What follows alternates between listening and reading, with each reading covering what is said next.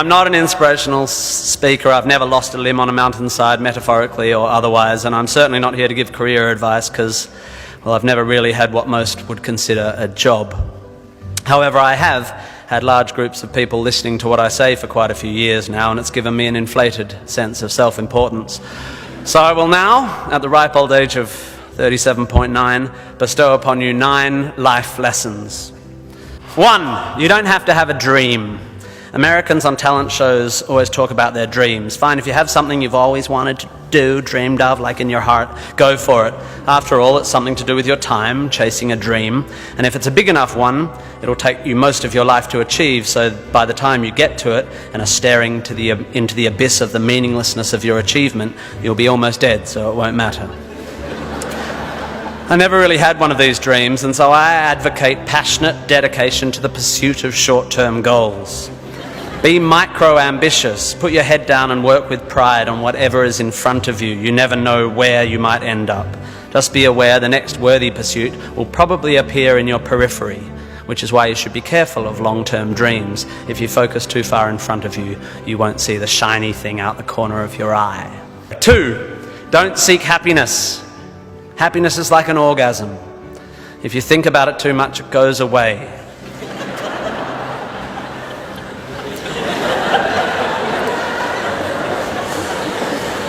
Keep busy and aim to make someone else happy, and you might find you get some as a side effect. We didn't evolve to be constantly content. Contented Homo erectus got eaten before passing on their genes.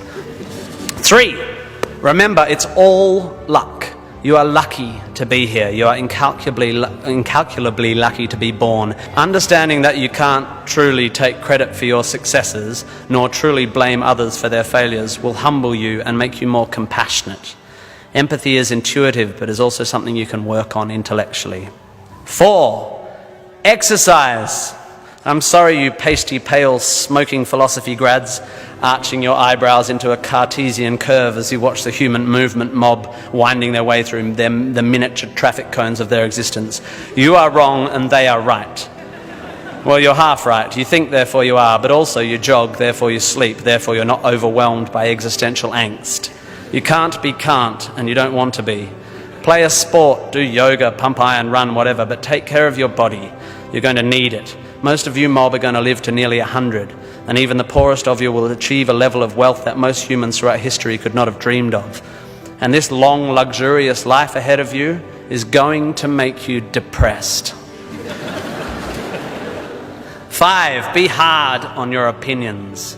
A famous bon mot asserts that opinions are like arseholes, in that everyone has one. There is great wisdom in this, but I would add that opinions differ significantly from arseholes, and that yours should be constantly and thoroughly examined.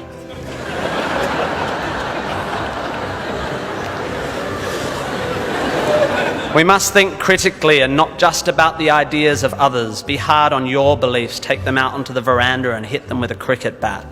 Be intellectually rigorous. Identify your biases, your prejudices, your privileges.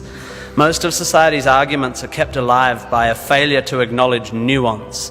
We tend to generate false dichotomies and then try to argue one point using 2 entirely different sets of assumptions, like 2 tennis players trying to win a match by hitting beautifully executed shots from either end of separate tennis courts.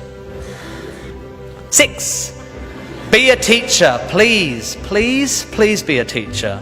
Teachers are the most admirable and important people in the world. You don't have to do it forever, but if you're in doubt about what to do, be an amazing teacher. Even if you're not a teacher, be a teacher.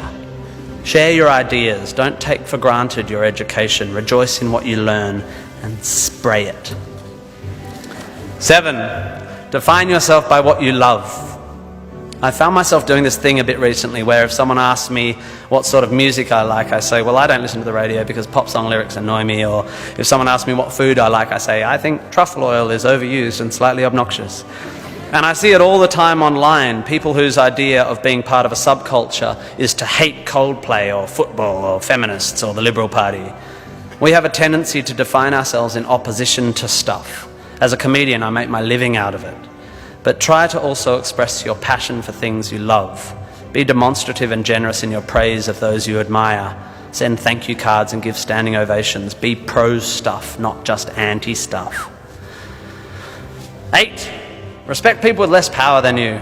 I have in the past made important decisions about people I work with, agents and producers, big decisions based largely on how they treat the wait staff in the restaurants we're having the meeting in.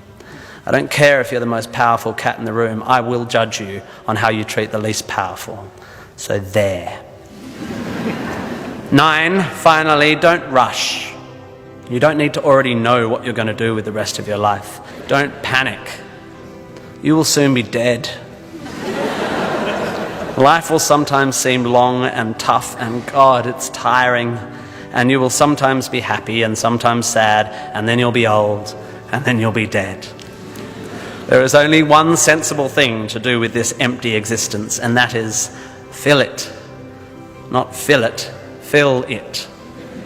Life is best filled by learning as much as you can about as much as you can, taking pride in whatever you're doing, having compassion, sharing ideas, running, being enthusiastic. And then there's love and travel and wine and sex and art and kids and giving and mountain climbing, but you know all that stuff already. It's an incredibly exciting thing, this one meaningless life of yours. Good luck, and thank you for indulging me.